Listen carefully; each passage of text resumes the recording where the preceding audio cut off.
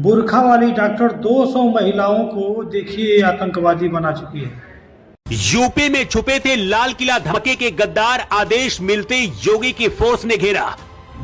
बुर्का वाली महिला ने देश में बना डाले 200 आतंकी डॉक्टर, मौलाना भी पकड़ा गया। योगी ने कश्मीर भेजे अपने अफसर, यूपी में छिपे गद्दारों पर टूट पड़ी योगी की फोर्स।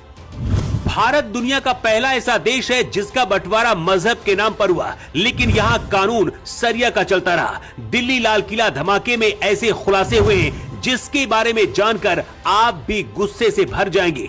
यूपी में छुपकर बैठे लाल किले के गद्दारों पर योगी आदित्यनाथ ने बुलडोजर चलाने के लिए भेज दिया है। दावा किया जा रहा कि बुर्के वाली महिला डॉक्टर ने 200 से ज्यादा देश भर में डॉक्टरों का ब्रेन वॉश किया, जिनमें से कई कानपुर, लखनऊ से लेकर यूपी के कई जिलों में फैले हैं। डॉक्टर के भेष में छुपकर बैठे आतंकी मौलाना को भी पुलिस ने दबोच लिया है। डॉक्टर उमर नबी ने नूह में कमरा किराए पर लिया था। ब्लास्ट से पहले उमर 10 दिन यही रहा। यहीं से I-20 कार में विस्फोटक लेकर निकला था। ये घर अल फलाह यूनिवर्सिटी के इलेक्ट्रीशियन शोएब की साली का है। शोएब ने ही 10 दिन के लिए उमर को एक कमरा दिलाया था। शोएब को पुलिस ने दबोच लिया है, लेकिन उसकी साली फरार है और पुलिस उसे खोज रही है।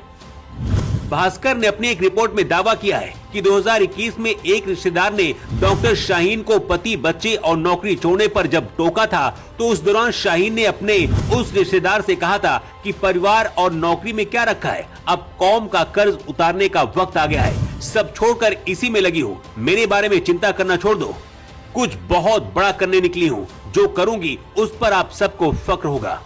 अब तक सामने आ चुका है कि डॉक्टर शाहीन 50 से ज्यादा डॉक्टरों के संपर्क में थी जिनका ब्रेन वॉश किया, लेकिन यह आंकड़ा देश भर में 200 से भी ज्यादा हो सकता है, जिसमें कई मौलाना भी शामिल थे। मौलवी इरफान अहमद श्रीनगर की एक मस्जिद में इमाम था। जैशे प्रमुख मसूद अजहर के वीडियो दिखाकर ये ब्रेन वॉश करता था। शाहीन भी इसके संपर्क में थी। योगी आदित्यनाथ के आदेश के बाद यूपी में सर्च ऑपरेशन चल रहा है। इसके साथ ही कोई भी जमात अगर बाहर से आती है तो उसे पहले यूपी पुलिस को बताना होगा, वरना योगी का बुलडोजर चलेगा। यूपी में जितने भी मुस्लिम डॉक्टर हैं, उन पर नजर रखी जा रही है। सभी मुस्लिम एक जैसे नहीं होते, लेकिन कुछ अच्छे मुस्लिम डॉक्टरों के बीच में आतंकी मुस्लिम डॉक्टरों के होने का डर है। योगी अपने कुछ काबिल पुलिस अफसर को कश्मीर भी भेजने की तैयारी में। डॉक्टर से आतंकी बन चुकी शाहीन से जो पूछताछ करेंगे, शाहीन से उगलवाएंगे कि और कितनी आतंकी डॉक्टर यूपी में छुपे हैं। भारत दुनिया का पहला ऐसा देश है जिसका बंटवारा मजहब के आधार पर हुआ, लेकिन बंटवारे के बाद भी भारत से कट्टर सोच खत्म नहीं हुई। दिल्ली में जो हुआ उसी का ये परिणाम है।